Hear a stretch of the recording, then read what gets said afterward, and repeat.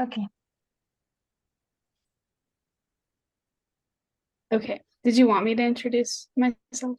Oh yeah, sure. You can do that. Okay. My name's Marley. I live in Rexburg, and I think I'm a junior, but I'm not sure.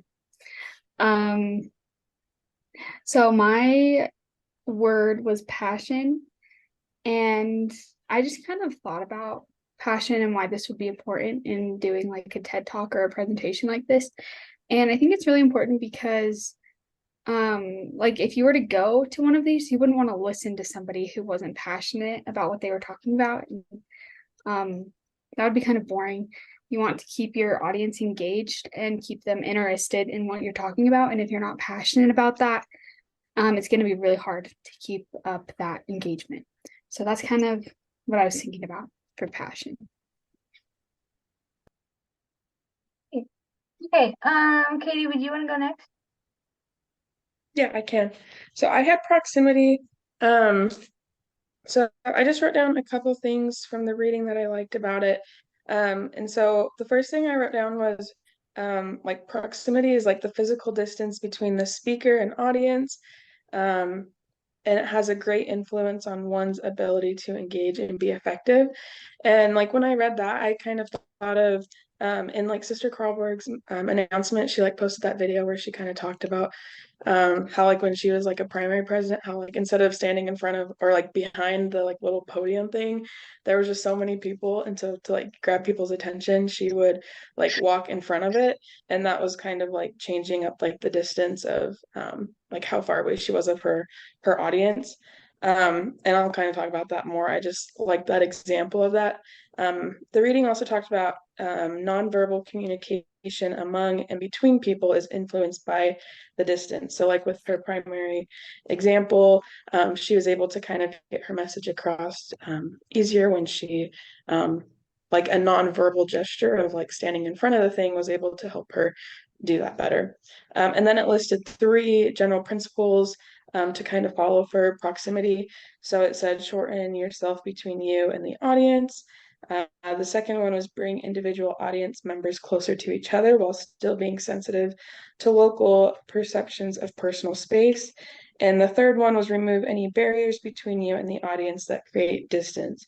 So that could be like extra chairs, tables, podium, like I mentioned. And then some of like the exam or some suggestions that they said was to make sure like any of your visuals or technology is visible. If you have visuals, to make them like big so people can see them, and then to like use a remote so you can like walk around, or like have like one of those pointers on your remote so you don't have to like stand in front of your like screen, and it'll just give you the ability to walk around. So those were just kind of some of the things that I liked from the reading. Thank you. Morgan, do you want to go next or do you want me to? Yeah, no, I can go. Okay, so I was assigned play, and this actually was like really interesting to read over in the book. Um, Something that it mentioned, which I feel like is so true as far as like public speaking goes. But it talks about like oftentimes we as speakers or presenters take ourselves too serious. And this is like oftentimes due to like stress or fear or just like all of the nerves that come with speaking. And so then we become like super serious. And when this happens, it kind of like disengages the audience. And so basically, play just like when you were a younger kid, if you're like kicking the ball or like I don't know, riding your scooter, whatever it is, you're just kind of like yourself.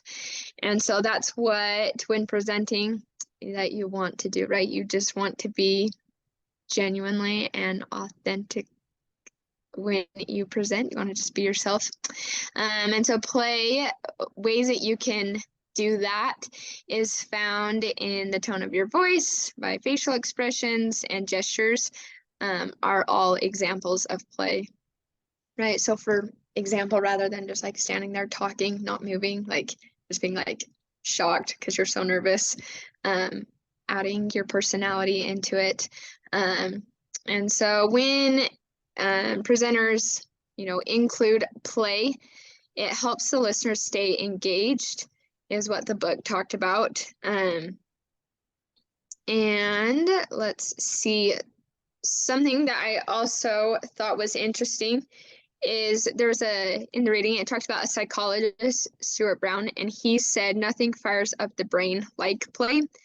And so not only do your listeners stay engaged, but as you, are yourself, as your voice fluctuates, as you have facial expressions, things like that, it actually helps your listener remember the things that you're saying more because they're engaged. And so as we work on our TED Talks, it's important to just be ourselves and have fun with it. So that's what I learned. Hey, thank you. I was also assigned play, and I didn't think that was part of speech, I guess. I didn't know that. So something that was in chapter 4 of The Naked Presenter, it said something like, as adults, we become overly sensitive to the opinions of others, and we lose a bit of our freedom in presentations. We should create kind of a safe environment that encourages others to participate and take chances. And I think, at least for myself, I think I often forget how important it is to have fun amidst all the seriousness, as you mentioned, Morgan. I also think back to my own life, and I just get afraid to add a few puns or jokes to kind of lighten the mood a bit if it's a serious topic. Because I get unsure of what people might think, or if they laugh, or if they don't laugh, it's so awkward because you're just standing there laughing at your own joke. So weird. And then there's a reason why people tell us to create our own happiness, and that's kind of I kind of take that back to what this said in chapter 4. We're all creative in different ways, which bring new views of life to the world, and we each have a different perspective. I personally love music, and I express myself a lot through skateboarding and weightlifting, kind of stuff that's to do with exercise, because that makes me happy.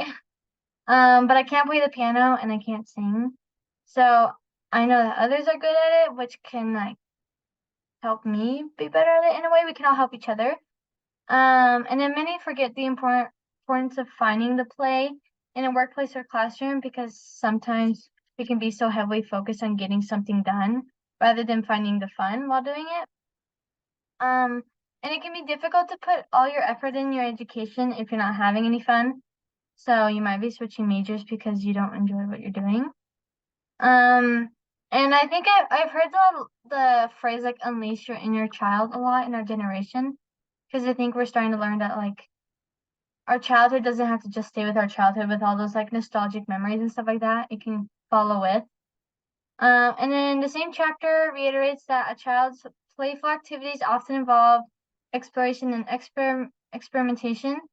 And I took the bio 264 and 265 anatomy labs, and it was so crazy seeing the cadavers and the open up bodies and stuff like that. You're just this is so cool. Our bodies are amazing, and Heavenly Father really put a lot of work into it. So I guess that was kind of experimenting and exploration for me. But yeah, that's it. Do we want to talk about anything else? I mean, she said 15 minutes or less. She didn't say a time minimum. I think we're good, right? I think we're Yeah, good unless too. anyone has any questions about any of the principles. But I think you all did a great job explaining. Good job. I learned a lot from each of you, so thank you. And Yeah, excited to apply these. yeah, and I don't have to read it now because of you guys, so thank you. I'm just kidding. I'm still gonna read it. Don't worry. If the professor watches this. Okay, I'll stop it here then. Or good.